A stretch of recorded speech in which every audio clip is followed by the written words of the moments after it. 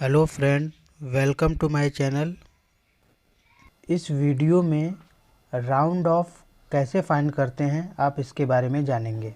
तो उससे पहले ये जानेंगे कि राउंड ऑफ कहते किसे हैं। राउंड ऑफ का मतलब होता है पूरा नंबर बताना। चलिए इसको एग्जांपल से समझते हैं। मान लीजिए आप एक जनरल स्टोर में गए हैं और वहाँ पर आपको एक चॉकलेट अच्छा लगा जिसका प्राइस है 47 रुपीज़। तो आपको वो चॉकलेट चाहिए, तो आपने अपने पेरेंट्स से कहा कि मुझे 50 रुपीज़ चाहिए, मुझे चॉकलेट लेना है। आप एग्जैक्ट प्राइस तो नहीं बोलते। ऐसा क्यों होता है? ऐसा इसलिए होता है क्योंकि 47 जो होता है वो 50 रुपीज़ के बहुत पास होता है। तो इसी जगह से राउंड ऑफ स्टार्ट होता है। चलिए अब क्वेश्चन को सॉल्व करना बताता हूँ। जैसे कि हम कोई एक नंबर ले लेते हैं 789। इसका राउंड ऑफ यदि नियरेस्ट टेंस पर फाइंड करना है तो सबसे पहले हम देखेंगे कि टेंस प्लेस पर कौन सा डिजिट है।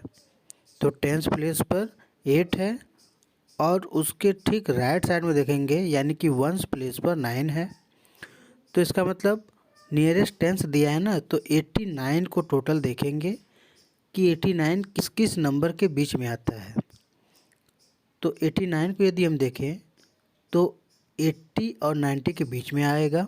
89 जो कि 80 से 9 स्टेप आगे है और जबकि जो 90 है वो 89 से केवल एक ही स्टेप आगे है। तो इसका मतलब ये कि हम 89 न लिख करके 90 लिखेंगे। क्यों? क्योंकि 89 90 के बहुत ही पास में है। तो इस तरह से 789 का नियरेस्ट टेंस यदि फाइंड करेंगे तो 790 लिखेंगे। ये उन बच्चों के लिए था जो अभी नया नया सीख रहे हैं, उनको ये मेथड बहुत अच्छे से समझ में आएगा। अब मैं वो रूल बताऊंगा जो आपके क्लास में चल रहा होगा। तो चलिए उसी डिजिट को एक बार फिर से लेके हम समझते हैं। तो चलिए हमारे पास नंबर क्या था 789 और हमको राउंड ऑफ किस पर निकालना है, नियरेस्ट टेंस पर। तो सबसे पहले हम टेंस प्लेस पर जाएंगे और देखेंगे वहाँ पर क्या है। तो टेंस प्लेस पर नंबर है 8 और उसके फिर राइट साइड में देखेंगे कौन सा डिजिट है। राइट साइड में डिजिट है 9।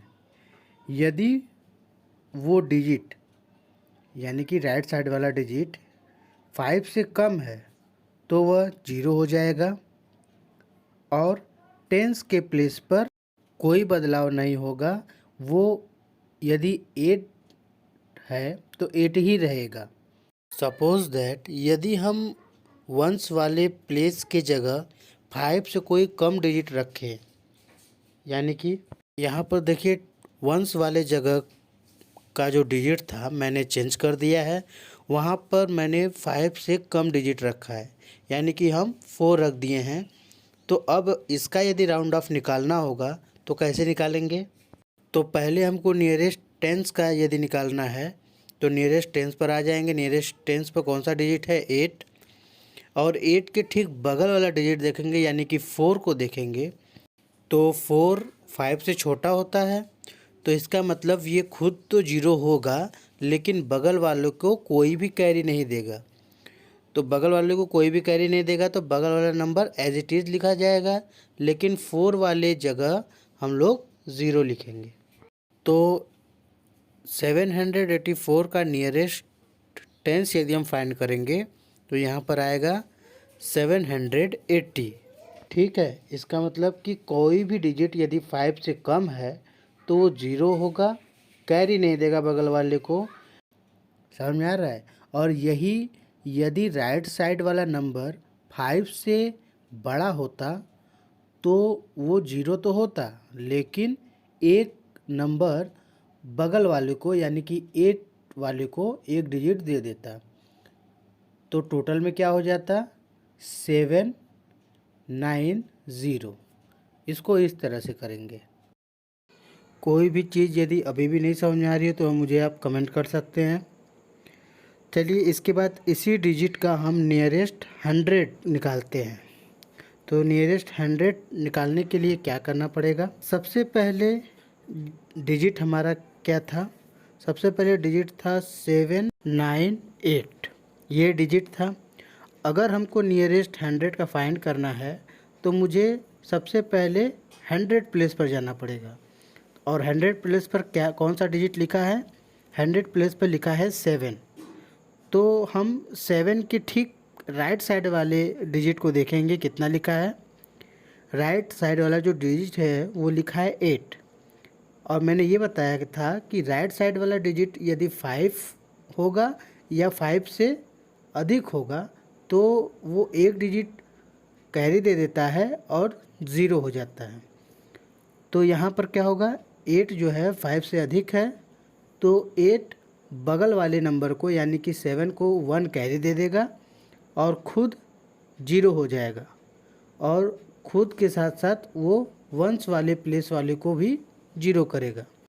तो इस तरह से हमें नंबर मिल जाएगा 800। तो इसका मतलब नियरेस्ट यदि 100 फाइंड कर रहे हैं 7, 8, 9 का, तो आंसर क्या आएगा? 800। चलिए इसके बाद नियरेस्ट 1000 का भी राउंड ऑफ सीख लेते हैं। लेट्स सपोज़ कोई नंबर हम ले लेते हैं 2356। इस नंबर का यदि हमको नियरेस्ट 1000 फाइंड करना है तो सबसे पहले हम 1000 के प्लेस पर जाएंगे। 1000 के प्लेस पर कौन सा डिजिट है? 2 है। इसके बाद ठीक राइट साइड वाले डिजिट को देखेंगे। राइट साइड वाला डिजिट है 3 जो कि 5 से कम है। तो 5 से कम है इसका मतलब कैरी नहीं देगा। तो कैरी नहीं देगा तो 2 एज इट इज़ 2 ही रह जाएगा और 2 के पीछे वाले सारे डिजिट 0 हो जाएंगे।